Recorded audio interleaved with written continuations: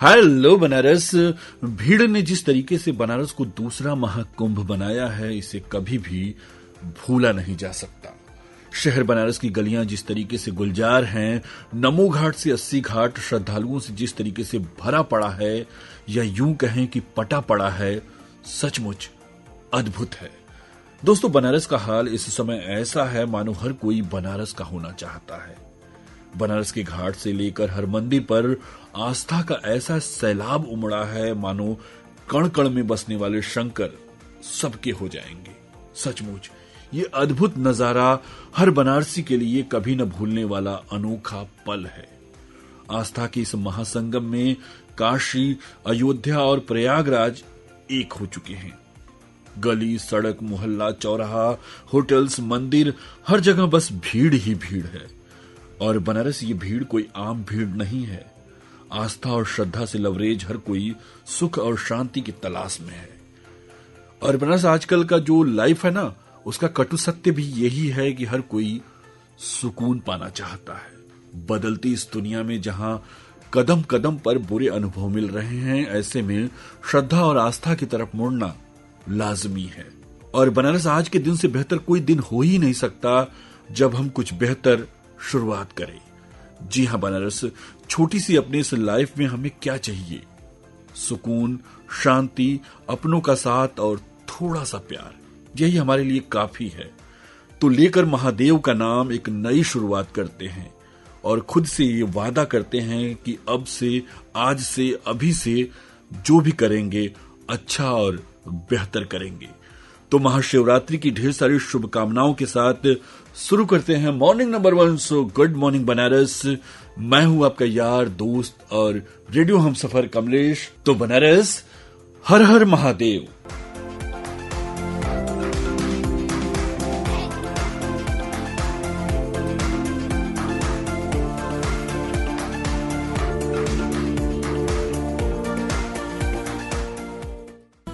बनारस भगवान शिव और काशी यानी बनारस का बहुत ही करीब का रिश्ता है।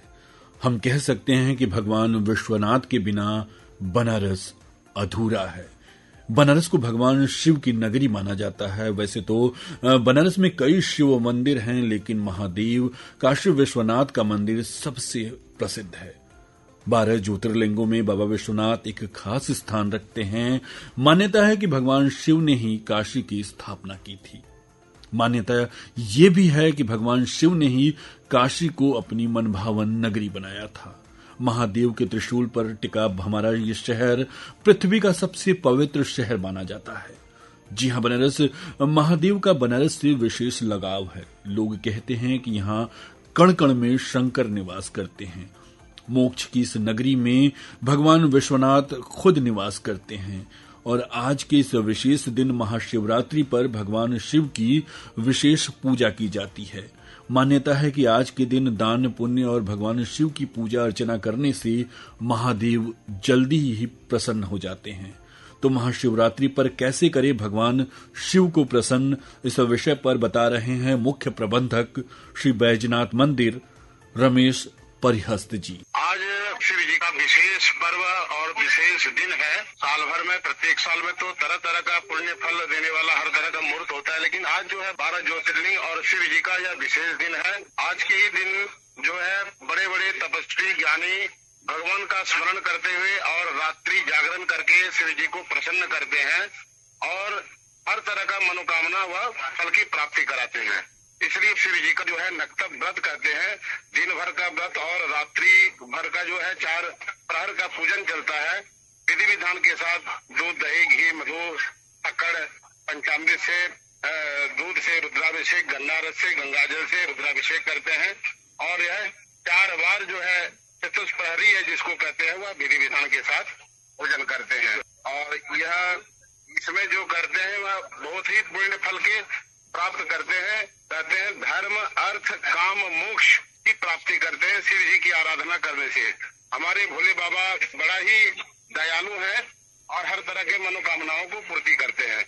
इसलिए स्त्री हो या पुरुष हो, इसमें अवश्य ही व्रत उपवास करना चाहिए और भगवान का पूजन व्रत के साथ करना चाहिए। और जहाँ भी शिव जी मिल जाए, घर में हो या मंदिर में हो, अवश्य पूजन करना चाहिए और उपवास व्रत भी करना चाहिए। इसको नक्तब व्रत कहते हैं। दिन भर तो व्रत हुआ, उसके साथ रात्रि में ही इनका पूजन होता है।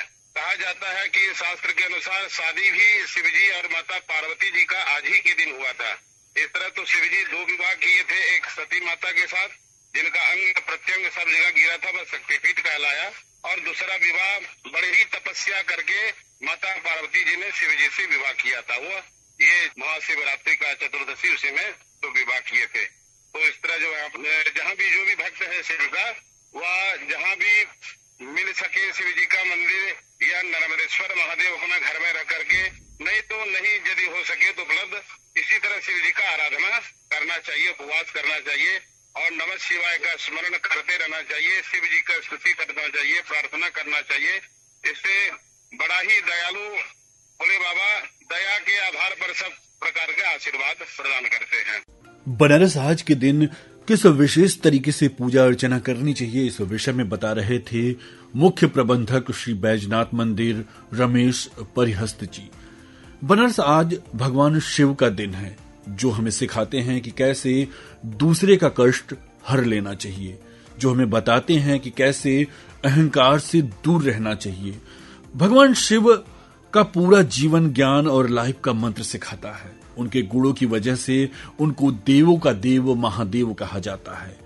आपकी वाणी आकाशवाणी पर आप सुन रहे हैं गुड मॉर्निंग बनारस। आज डेट है 26 फरवरी सन 2025 और दिन है मंगलवार। तो चलिए पलटते हैं इतिहास का पन्ना और देखते हैं आज यानी 26 फरवरी के इतिहास में क्या है खास। बनारस आज ही के दिन सन 1857 में पश्चिम बंगाल के बहरामपुर में अंग्रेजों के खिलाफ पहला सैन्य विद्रोह हुआ था, जिसे 1857 की क्रांति कहा जाता है। और बनारस आज ही के दिन सन 1972 में वर्धा के पास आरबी में बनाए गए विक्रम अर्थ सैटेलाइट स्टेशन को भारत के तत्कालीन राष्ट्रपति वीवी गिरी ने देश को समर्पित किया था। और बनारस आज ही के दिन सन 1975 में गुजरात के अहमदाबाद में देश का पहला पतंग संग्रहालय शंकर केंद्र स्थापित किया गया था। और बनारस आज ही के दिन सन 1999 में 5 ग्रैमी अवार्ड जीतकर रैप गायिका लॉरेन हिन ने एक नया रिकॉर्ड बनाया था। और बनारस आज के दिन जन्म लेने वाले खास व्यक्तियों की बात करें तो भारत के 10वें मुख्य न्यायाधीश कैलाश नाथ वाचू का जन्म आज ही के दिन सन 1903 में हुआ था। बांग्ला साहित्यकार लीला मजुमदार का जन्म आज ही के दिन सन 1908 में हुआ था। पत्रकार और साहित्यकार मृणाल पांडे का जन्म आज ही के दिन 1946 को हुआ था। और भारतीय प्रसिद्ध फ्रीस्टाइल पहलवान बजरंग पूनिया का जन्म आज ही के दिन सन 1994 में हुआ था। और बनारस आज के दिन हम सबको छोड़कर जाने वाले खास व्यक्तियों की बात करें तो आपको बता दें कि गुजराती भाषा की युग परिवर्तक माने जाने वाले रचनाकार नर्मद जी का निधन आज ही के दिन 1886 में हुआ था।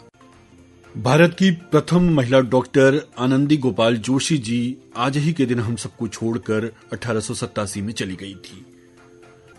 स्वतंत्रता सेनानी वीर सावरकर जी आज ही के दिन 1966 में हम सबको छोड़कर इस दुनिया से चले गए थे। और बनारस आपको बता दें कि प्रसिद्ध भारतीय गजल गायक और पार्श्व गायक हिंदी सिनेमा के जाने माने गायक पंकज उधास जी आज ही के दिन सन 1924 में हम सबको छोड़कर इस दुनिया से चले गए थे। तो बनारस ये रही आज के इतिहास की कुछ खास बात। और अब करते हैं देश दुनिया और शहर बनारस की बात। और बनारस एक खास बात आपको बता दें कि केंद्रीय माध्यमिक शिक्षा बोर्ड यानी सीबीएसई 10वीं की बोर्ड परीक्षा 2026 से साल में 2 बार कराएगा। बोर्ड ने मंगलवार को इससे जुड़े ड्राफ्ट को मंजूरी दे दी। पहली परीक्षा 17 फरवरी से 6 मार्च तक और दूसरी 5 से 20 मई तक की जाएगी। इस फैसले का फायदा 26 लाख से ज्यादा बच्चों को मिलेगा।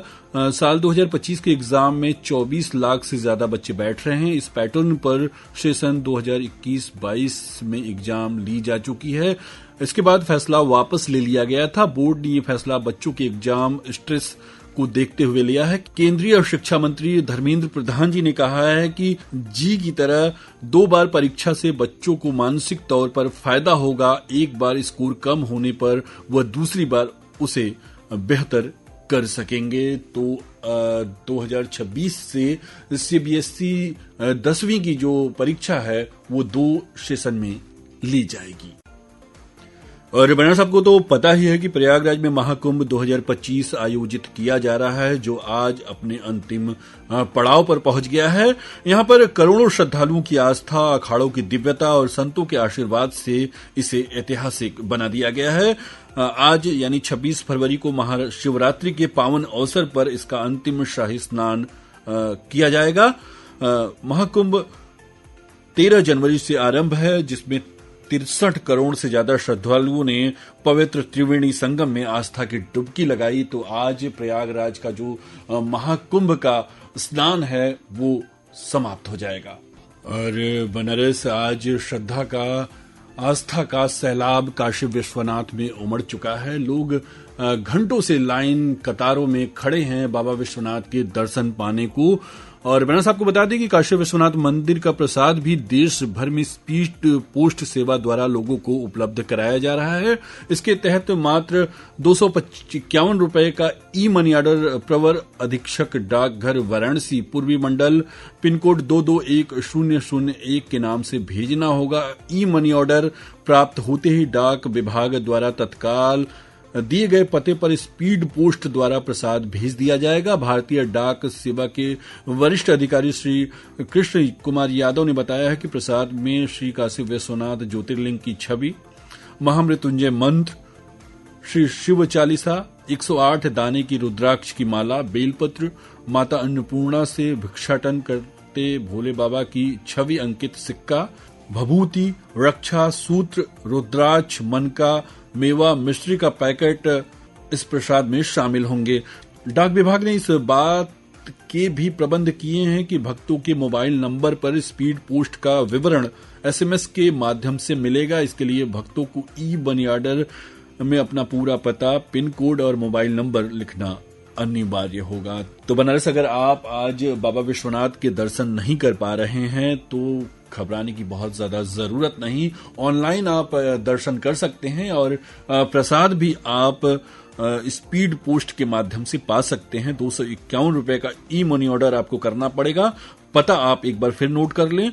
प्रवर अधीक्षक डाकघर वाराणसी पूर्वी मंडल पिन कोड है 221001। इस नाम से आपको ई मनी ऑर्डर करना होगा और प्रसाद आपके पास जल्द ही पहुंच जाएगा। और बनारस आपको बता दें कि महाशिवरात्रि पर काशी के पंचकोसी परिक्रमा का पुण्य पथ हर हर महादेव के जय घोष के साथ आरंभ हो चुका है। चक्र पुष्करणीय तीर्थ पर परिक्रमा का संकल्प लेकर पैदल ही श्रद्धालु पुण्य पथ की राह पर चल निकले हैं। मंगलवार को हर हर महादेव के जय घोष के साथ पंचकोसी परिक्रमा का जो पथ है वो रात भर गूंजता रहा। इस पंचकोशी यात्रा में लगभग लाखों श्रद्धालु यात्रा करते हैं। मंगलवार की शाम को मणिकर्णिका तीर्थ की गलियां श्रद्धालुओं से पट गई थी। पंचकोशी परिक्रमा का संकल्प लेने के लिए श्रद्धालु घाट की ओर बढ़े और उसके बाद मणिकर्णिका स्थित चक्र पुष्करणी कुंड और गंगा में स्नान कर श्रद्धालु यात्रा का संकल्प लेकर आगे बढ़ चुके हैं।